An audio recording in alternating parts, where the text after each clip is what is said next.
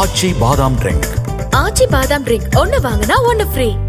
தஞ்சாவூர் அருகே பாஸ்கெட் பால் விளையாட்டில் ஜோயல் என்கிற வீரரை தேர்வு செய்துவிட்டு அவருக்கான அனைத்து உபகரணங்களும் வந்த நிலையில் தஞ்சை பாஸ்கெட் பால் கமிட்டியினர் அவருக்கு பதிலாக மற்றொரு வீரரை தேர்வு செய்ததாக மாணவன் கண்ணீர் மல்க புகார் அளித்துள்ளார். இது குறித்த கூடுதல் விவரங்களை நமது செய்தியாளர் சரவணன் வழங்க கேட்கலாம்.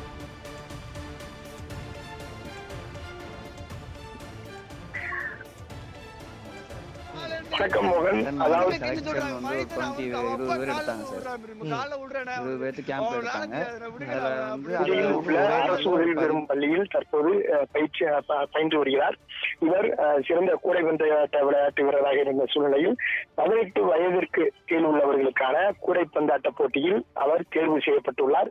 தேர்வு செய்யப்பட்ட பிறகு அவருக்கு தேவையான அனைத்து உபகரணங்களும் வந்துள்ளது. அதே போல அவர் பெயர் பொறித்த ஜெர்சியும் கூட வந்துவிட்டதாக தகவல் செய்ய வருகிறது.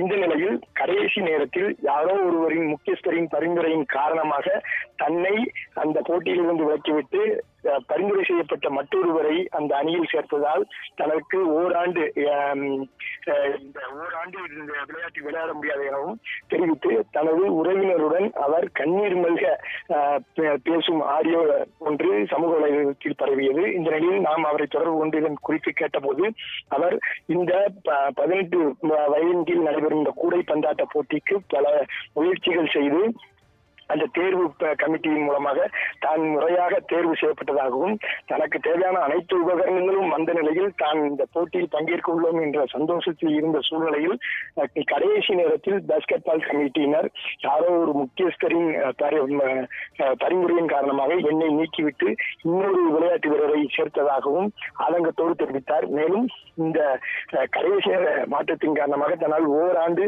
இந்த விளையாட்டில் பங்கேற்க முடியாது எனவும் இனி அடுத்த முறை வாய்ப்பு கிடைக்கும் பட்சத்தில் தான் தன்னால் இந்த போட்டியில் விளையாட முடியும் என்றும் இவ்வளவு முயற்சிகள் செய்தும் தனக்கு முறையாக கிடைத்த இந்த வாய்ப்பு வந்து பறிபோனது என்பது தன்னால் ஏற்றுக்கொள்ள முடியவில்லை எனவும் அதேபோல் உடனடியாக தற்போது இது விளையாட முடியவில்லை என்றாலும் பரவாயில்லை, முறையாக தேர்வு செய்யப்படுபவர்களே விளையாட செல்ல வேண்டும். அப்போதுதான் அடுத்தடுத்த கட்டத்திற்கு அந்த அணி என்பது முன்னேறி மாவட்ட அளவு, மாநில அளவு, நேஷனல் லெவல் என அந்த அனைத்து பகுதிகளுக்கும் செல்ல வேண்டும் என்றால் அனைத்து வீரர்களுமே முறையாக தேர்வு செய்யப்பட வேண்டும் எனவும் தெரிவித்தார். இதனை அடுத்து அந்த பாஸ்கெட் பால் கமிட்டியினரை நாம் தொடர்பு கொள்ள பல முறை முயற்சி செய்தும் கூட அவர்கள் இது குறித்த அந்த செல்போனை அவர்கள் எடுக்கவில்லை. இதனால் மாணவனின் கருத்தை மட்டும் கேட்டு நாம் பதிவு செய்துள்ளோம். தொடர்ந்து இந்த செய்தியின் வாயிலாக அவர்கள் ஏதேனும் கருத்து சொல்ல முயன்றார்கள் என்றால் அந்த பாஸ்கெட் பால் கமிட்டியினரின் கருத்தையும் நாம் பதிவு செய்ய தயாராக இருக்கிறோம். அந்த மாணவன் தன்னுடைய பெரியம்மாவிடம் கண்ணீர் மல்க பேசும் போதே அவரின் ஆதங்கம் எந்த அளவிற்கு இருந்தது என்பது தெரிய வருகிறது. எனவே இந்த விளையாட்டு விஷயங்களில் இது போன்ற முறையாக தேர்வு செய்த பிறகும் கடைசி நேரத்தில் எந்த பயிற்சியும் மேற்கொள்ளாத ஒருவர் அந்த அணியில் சேர்க்கப்படும் போது அந்த அணி தோல்வியை தழுவ வாய்ப்பு இருக்கிறது.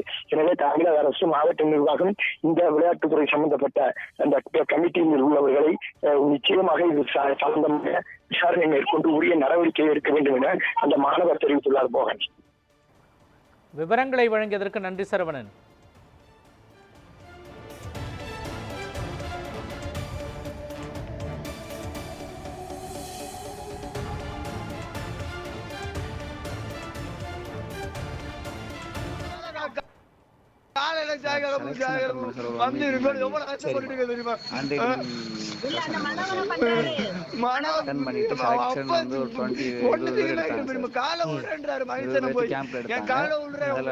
அதுல வந்து ஒரே நாள்ல ஒரு 7 பேர் கிடைச்சு அவருக்கு தேவையா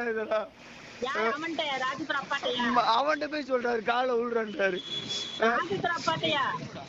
ராஜூர் அப்பாட்ட போய் காலை உள்றாரு.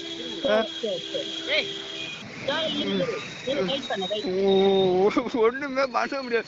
நாளைக்கு கூட்டு போற அவங்க அப்பா கொஞ்சம் கூட இல்லாம தஞ்சாவூர் டிஸ்ட்ரிக்ட் பேங்க் தான் எடுப்பான், தஞ்சாவூர் டிஸ்ட்ரிக்ட் பேங்க் தான் பேமெண்ட் கொடுங்க அப்படின்ற அவனுக்கு ஒண்ணு பந்தம் கூட பிடி தெரியாது பெரியமா. அவனுக்கு 5 வருஷமா விளையாண்டுருக்கேன். அவனுக்கு பந்தம் பிடி தெரியாது. அவனுக்கு 5 வருஷமா விளையாண்டு அவனுக்கு கொடுக்க போறேன் எப்படி இருக்கு எனக்கு கொடுத்துட்டானுங்க பெரியமா. அவனுக்கு எழுதி பேரை கொடுத்துட்டானுங்க பெரியமா. என் கிட்ட அவனுக்கு கொடுத்தா எனக்கு எப்படி இருக்கும் பெரியமா? என் பேர் எழுதி என் பேர் அதுல அடிச்சு அவனுக்கு கொடுத்தா எனக்கு எப்படி இருக்கும்?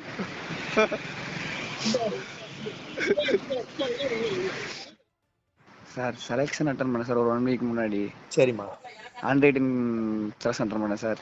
ம் அட்டன் பண்ணிட்டு செலெக்ஷன் வந்து ஒரு 20 பேர் எடுத்தாங்க சார். ம் 20 பேர்த்து கேம்ப்ல எடுத்தாங்க. அதுல வந்து ஒரே நாள்ல ஒரு 7 பேர் கழிச்சிட்டு 13 பேர் எடுத்தாங்க. ம் 13 பேர்த்துல வந்து எனக்கு இன்னொருத்தனுக்கும் ஒரு டீம் வந்து 12 பேர் ஆடணும். ம் ஆனா 13 பேர் எடுத்தாங்க. எனக்கு இன்னொருத்தனுக்கும் கொஞ்சம் போட்டியா இருந்துச்சு. ம் ஆனா அதுலயும் நான் வந்து நல்லா விளையாண்டு அந்த 12 பேர்த்துல உள்ள போயிட்டேன்.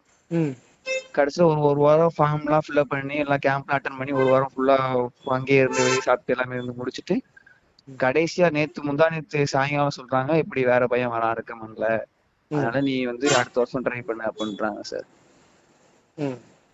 வேற பையன் இப்படி பெரிய இடத்துல இருந்து ரெக்கமெண்ட் வருது, எங்களால ஒண்ணும் பண்ண முடியல, அதனால நீ அடுத்த வருஷம் வந்து இப்படி அட்டன் பண்ணி கண்டிப்பா நாங்க தாரோம் இங்கே செலக்ஷன் அப்படின்றாங்க சார்.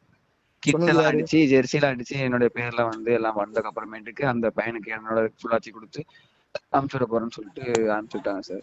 சொன்னது யாரு? இல்ல செலக்ஷன் கமிட்டியில யாரு சொன்னது உங்களுக்கு? அசோசியேஷன்ல உள்ள மனோ சார். பேர் என்ன பேரு? மனோகரன். சரி, அவங்க அந்த கமிட்டி வந்து எங்க உள்ளது? தஞ்சாவூர் அசோசியேஷன்ல.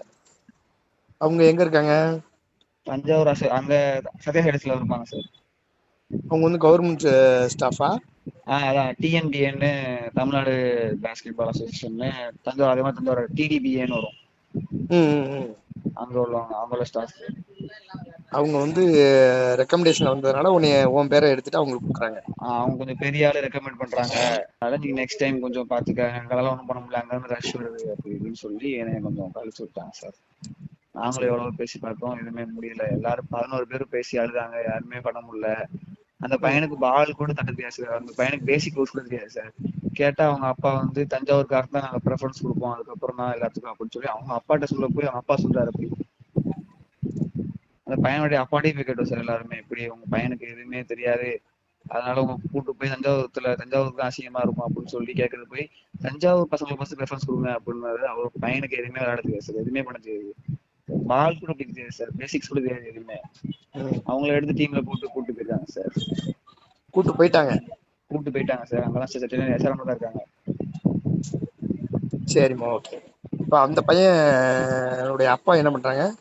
அவங்க அப்பா தெரியல சார், ஆனா அவங்க இப்ப கட்சியில இருக்கான்னு சொல்றாங்க. அவங்க திருச்சியில நேருன்னு யாரோ ஒருத்தாங்க, அவங்கள்ட்ட பேசி அவங்களோட பிஏ பேசி அப்படின்னு சொல்றாங்க சார் யாரோ. அதனால பெரிய இடத்துல இருந்து வருது, அதனால நீ கொஞ்சம் அடுத்த வருஷத்துக்கு வந்து அடுத்த வருஷம் கண்டிப்பா கொடுத்துடுறேன் அப்படி இப்படின்னு சொல்லி என்னை அப்படியே இது பண்றாங்க. சோ இப்ப நீங்க உங்க வாய்ப்பை இழந்துட்டு இருக்கீங்க. ஆமா சார்.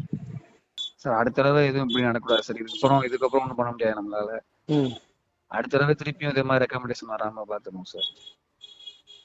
மத்த பசங்களும் இதை மாதிரி கடைசி வரைக்கும் ஒரு வாரம் கஷ்டப்பட்டு விளையாண்டு முடிச்சுக்கு அப்புறமேட்டுக்கு அந்த பையன் எதுவுமே பண்ணாம கடைசி நாளா வந்து நானும் வரேன் அப்படின்னு சொல்லிட்டு ரெக்கமெண்டேஷன்ல அந்த விளையாட தெரியாத பையனை கூட்டு போனா அந்த பையனுக்கு எப்படி சார் இருக்கும்?